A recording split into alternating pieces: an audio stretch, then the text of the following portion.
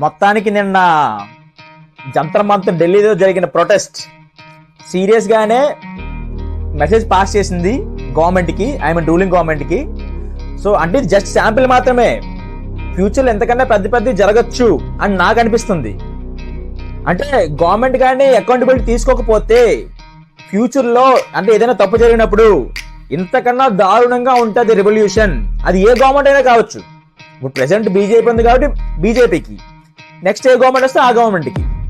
So ఖచ్చితంగా accountability తీసుకోవాలి తప్పు జరిగినప్పుడు. తీసుకోకపోతే ఇటువంటి రెవల్యూషన్ వస్తుంది, ఖచ్చితంగా వచ్చి తీరుద్ది. అంటే మతాన్ని కులాన్ని అడ్డు పెట్టుకొని ఎన్ని రోజుల్లో సాగుతుంది రాజకీయం? ప్రజలు రియలైజ్ అవ్వనంత వరకే.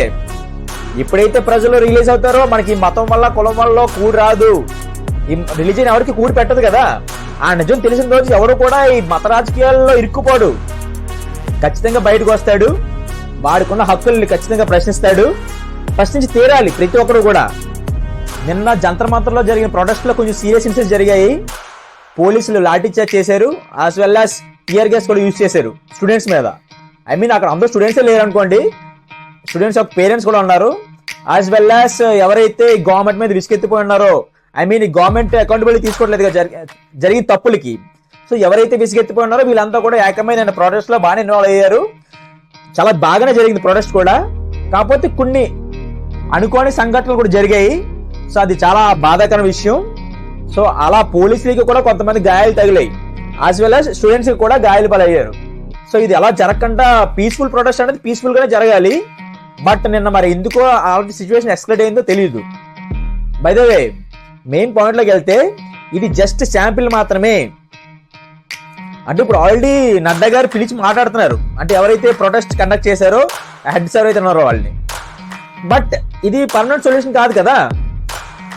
ఆ ధర్మేంద్ర ప్రధాన్ గారు ఖచ్చితంగా రాజీనామా చేస్తే అకౌంటబిలిటీ తీసుకుని చెప్పి కనీసం ప్రజలకు నమ్మకం వస్తుంది జరిగే తప్పుల మీద. అంటే నెక్స్ట్ టైం నుంచి తప్పు జరగకుండా ఎలాంటి సూచనలు తీసుకుంటున్నారు అవన్నీ కూడా చెప్పాలి బయటికి ప్రజలకి. అది చెప్పడం మానేసి సైలెంట్ కూర్చుంటే ఇది ఖచ్చితంగా నెక్స్ట్ మళ్ళీ రిపీట్ అవుద్ది. అది ఇంకా నెక్స్ట్ 10 times ఉంటుంది. ఇది జస్ట్ శాంపిల్ మాత్రమే. ఎందుకంటే ఇది 2026, ఇంకా 2029 వరకు ఇదే గవర్నమెంట్ ఉంటుంది రూలింగ్లోని. సో ఈ 3 years లో ఇంకా ఏ తప్పులు జరుగుతాయో తెలియదు, ఎన్ని తప్పులు జరుగుతాయో, ఎలాంటి తప్పులు జరుగుతాయో. సో అప్పుడు కూడా గవర్నమెంట్ అకౌంటబిలిటీ తీసుకుంటే బాగుంటుంది, అంటే ఇలాంటి సిచ్యువేషన్ రానోకుండా.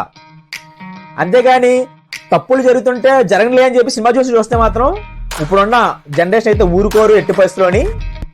ఇదైతే ఖచ్చితంగా భయాన్ని జనరేట్ చేసిందని అనుకుంటున్నాను నేను.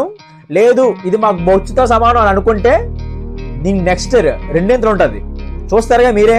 అంటే తప్పు జరిగితేనే అన్నాను నేను, అంతేకాని మంచిగా పరిపాలిస్తే ఎవడు ప్రశ్నిస్తాడు? ఎవడు ప్రశ్నించరు కదా. సో తప్పులు జరుగుతున్నాయి కాబట్టి ప్రశ్నిస్తున్నారు ఎవరైనా సరే. సో దానికి అకౌంటబిలిటీ తీసుకోవాలని చెప్పి బాధ్యత ఈ ప్రొటెస్ట్ అన్ని కూడా, లేదంటే సరదా ఎక్కేది రోడ్లు ఎక్కేది. సో నిన్న ప్రొటెస్ట్ చూశాక చాలా మందికి డిఫరెంట్ ఒపీనియన్స్ ఉన్నాయి. అంటే ఇది పెద్ద సక్సెస్ కాదు, బొచ్చి ఏం పేకలేదు అని కొంతమంది అనుకుంటున్నారు. ఓకే ఇది ఎంతో కొంత రెవల్యూషన్ తీసుకొచ్చింది అని కొంతమంది అనుకుంటున్నారు.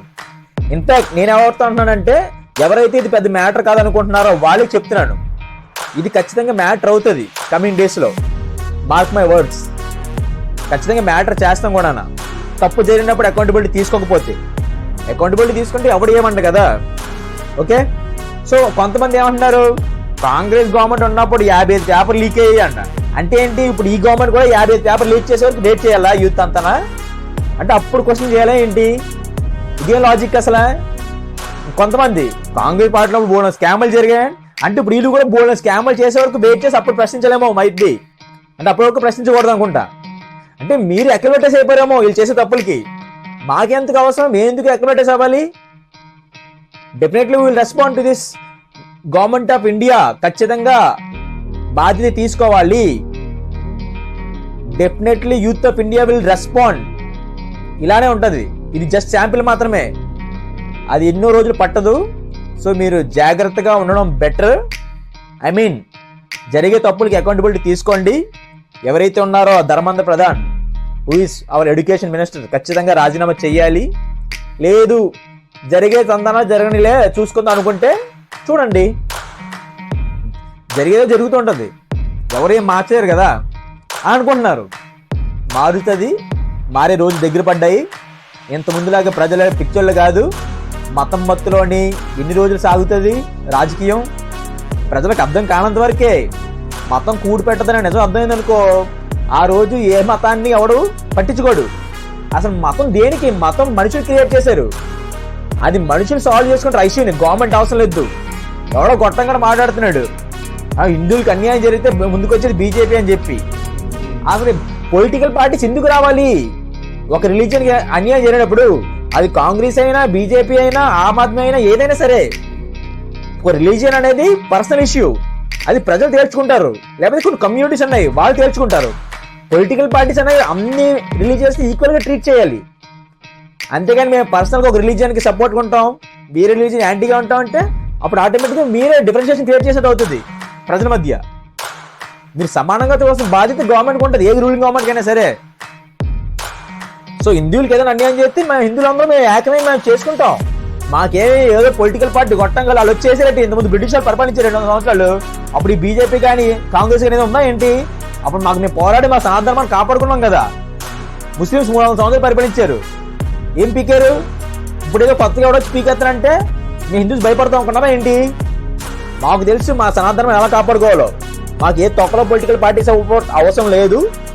మీరు పొలిటీషియన్స్ చేయాల్సిన పని మీరు చేయండి, సరిపోద్ది.